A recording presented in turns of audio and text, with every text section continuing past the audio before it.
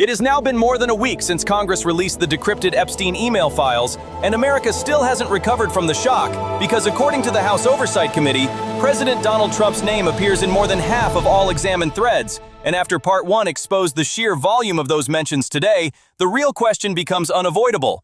Why is the single most powerful man in the country repeatedly tied to the private archives of Jeffrey Epstein, even indirectly? And what does Washington know that the public still doesn't? So stay with me, because Part 2 connects the dots that officials refuse to explain. When investigators broke down the metadata from Epstein's internal communications, something unsettling emerged. The same pattern repeating again and again, certain names appearing in clusters around key timestamps. And one of those names was President Trump's. Yet what most people don't realize is that these weren't random mentions. They followed events, meetings, travel records, and economic moments that lined up too consistently to dismiss. And here's the question that no one in Washington has answered. If the content of these emails is harmless, then why were these specific entries sealed for almost a decade? And why were the victims themselves not allowed to see them until now? Because patterns don't lie.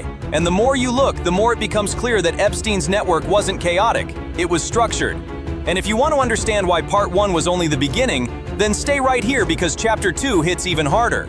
As public focus exploded, the Department of Justice expanded its digital forensics unit, confirming through CNN and CBS News that every email containing Trump's name is now being authenticated line by line, metadata cross-checked, routing logs reconstructed, timestamps compared with Epstein's known travel movements. And congressional staffers are reporting privately that this case has triggered more internal briefings than any document release in recent years, which raises the uncomfortable reality. If this were insignificant, Washington wouldn't be scrambling to control the narrative. And if this had no consequence, why are foreign governments, according to BBC diplomatic sources, asking for updates every 48 hours? Ask yourself this. When was the last time a document release forced global markets, intelligence agencies, and Congress to respond at the same time?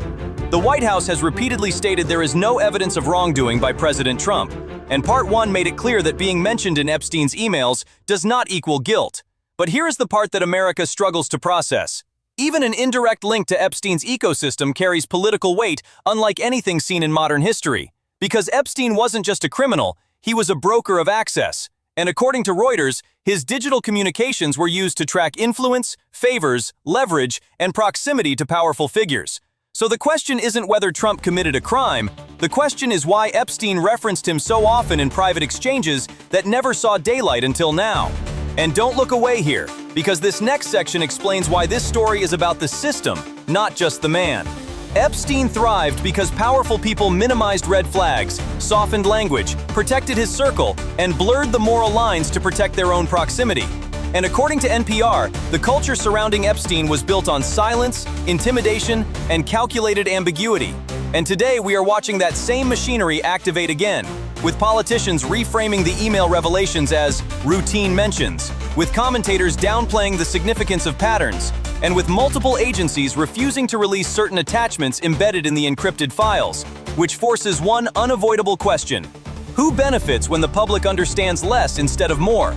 Because someone is still fighting very hard to keep the deeper layers of Epstein's archive from ever reaching full daylight. If you think Part 1 was explosive, then stay close, because Chapter 5 is where the gloves come off. At this point, America must confront the real issue, not whether Trump is guilty or innocent, but what happens when the remaining encrypted files are finally decrypted, and what the nation will do if the context behind these repeated mentions reveals something larger than personal communication.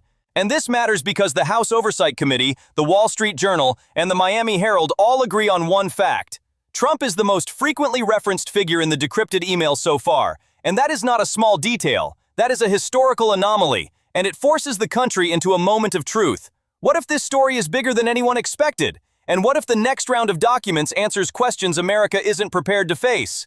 So here's the last question. When the next layer of Epstein's digital archive is finally opened, what exactly will America see? And who will stand to lose the most? If you are still here, then you already know this story is far from finished, because the moment powerful people rewrite morality is the moment the truth becomes a battlefield. So tell me what you think below and stay with me for the next True Talk analysis, because Part 3 will dig even deeper into the patterns, the timestamps, and the names that Washington refuses to explain. This is True Talk, where we do not excuse the inexcusable and we do not stay silent.